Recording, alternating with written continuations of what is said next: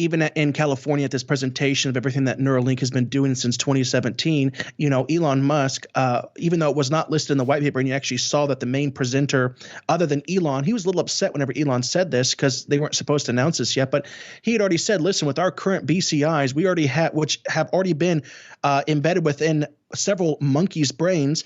There's a particular monkey that we have that has been able to control the computer before him with the BCIs that we have already made. And that was alarming to me, Josh. Let me tell you, I just wanted to give this little analogy because I feel like so many people have such a hard time being able to imagine what the future is going to look like, that it's good to bring them to the past and say, listen, if this cycle continues in the same way, if you were for someone to say in 1981, everything that the digital revolution was going to encompass, if they said, hey, listen, I have an idea of what this is what it would look like, they're going to be way far off. They're going to be so far off because anybody trying to paint a picture, it's going to be very difficult, especially going to these new places. So here's something I wanted to bring up on today's program. It says this: the cost of a 1 gigabyte hard drive.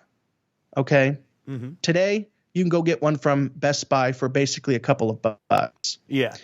Did you know in 1993, IBM was selling a 1 gigabyte hard drive for $3,000? A 1 gigabyte hard drive for $3,000. Now, 10 years before that, 1 gigabyte, just 10 years before that, cost around $165,000 per gigabyte. Wow. Actually, it was in 1981 that Apple to get 1 gigabyte from Apple, it would have cost you around $700,000 for one. Wow. Now, just if you count inflation, that means 1 gigabyte today, and what would have been in 1981, $700,000. That'd be $2 million in today's dollar. My iPhone here being 256 gigabytes, that means that it'd be worth over $500 million.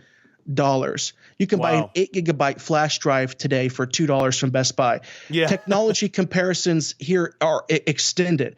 The Apollo space module that landed on the moon only had a 4 kilobyte of memory in their guidance computers. Okay, that's not even enough memory to display a photo of the module on the internet. Wow. And I have several here. I'm just going to lift this last one. Yeah. In 1946, scientists at the University of Pennsylvania created what they call the electronic numerical integrator and computer. It was one of the first computers. It was a 30-ton machine, 60,000 pounds, with 17,468 vacuum tubes, 70,000 resistors, and 10,000 capacitors, and it occupied a room that was 30 feet by 50 feet. It was a calculator. Wow. I just described the first calculator in 1946. So my point is this: if you think brain microchips are going to stop at 10 electrodes, then you're not getting it. If you think they're going to stop at 10,000 electrodes, which are going to be embedded into the first human in 2020, then you're not getting it. Everything is in an incredible exponential fashion. Where BCIs, where brain chips are going to be in 20 years is going to be, like you were describing just a few minutes ago, Josh, absolutely sci-fi in nature. It's insane to think about how fast this is approaching, and really just the whole technological era isn't very long, and it could have happened at any other point in history. I mean, ancient history, you look at spans of hundreds of years or thousands of years, and they're pretty much the same. In any one of those eras, they could have had an industrial revolution. They could have had some, but for some reason, it was now. And so that I want to ask you, do you think that there's a reason behind that? Do you think Satan is behind this future technology? Because we hear about things like DMT and the sources of where they get their ideas and stuff like that. And I know that that's something else that you've looked into far more than I have. How does DMT play a factor in this, and who is really behind this technology?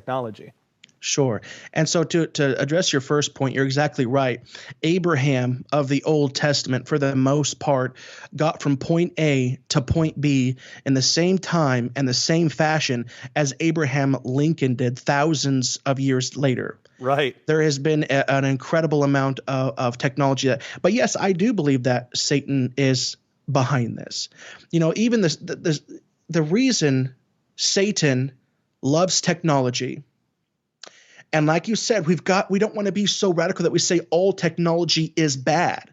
Right. But whenever we have learned from other filmmakers like Justin Fall, that even he brought that team to Burning Man. I actually learned about this at one of your conferences a couple of years ago. He learned that the tech elite are actually tripping on DMT. They're blasting off, and they're having demonic encounters where they are speaking to fallen angels. And these fallen angels are teaching people the technology to build. With simply that little nugget of truth, do you think that the end game of the current technology is for the benefit of the Christian if it's being taught to the tech elite by fallen angels? Absolutely not. Exactly. And so how is technology going to be used in the end times? Why does Satan love it? Because Satan wants to be like God. Right. The more that I study God and his kingdom, and the more that I'm in this type of news, I realize, my gosh, Satan literally, he wants to be everywhere, and he wants to be all powerful, and he wants a kingdom and for his servants to execute his orders in the same way that God's ambassadors are to execute God's orders. Here's the thing. So first of all, this is a super obvious. The clear takeaway of these BCIs could be linked to the mark. Okay. Right. Revelation chapter 13, and I'll read this and I'll get somewhere from this. He causes all, both small and great, rich and poor, free and slave, to receive a mark on their right hand or on their foreheads, and that no one may buy or sell except one who has the mark or the name of the beast or the number of his name. So that's the clear spiritual takeaway from these brain microchips. But the chip is furthering Satan's kingdom and his false heaven on earth. He has, I'm telling you, Josh, it's crazy. He has a demonic parallel for everything that the Lord in its pure form has. Satan wants a kingdom like God, and he wants to be worshiped. Here's some of the demonic parallel. You see, God will demonstrate his seal of ownership on his servants in the end days with a mark on their foreheads. Obviously, we just read that Satan wants to do the same thing because he wants to be like God. And obviously, we know that there's a false trinity, Satan, the Antichrist, and the false prophet, which is a mimic of the holy, God, Jesus, and the Holy Spirit. Satan, I believe, will one day be all-knowing, nearly, through complete connectivity. You see, whenever I was at my time at True News, we did a lot of traveling around the world. There was a team of about 5 or 6 of us. We traveled to tons of different countries. And at one of those particular events, you had Masayoshi Son. First of all, he's the owner of ARM, which ARM produces almost every single microchip in every single phone in the world. And so True News team was there listening near the front row to Masayoshi Son talking about the future of technology. So yeah, he's the owner of ARM. He's the main guy behind SoftBank, which is not a bank. Okay, it's a venture capitalist firm to invest in the future of everything IoT, primarily with artificial intelligence. And they're absolutely in bed with Saudi Arabia. And it's going to end up being, one of the pillars of the end times is Masayoshi's SoftBank. He's also the richest man in all of Japan, even though he's of South Korean descent. But he's talking about in the age of singularity, which he says is going to be around 2040 to 2042 is what he wrote on record saying in Barcelona, Spain.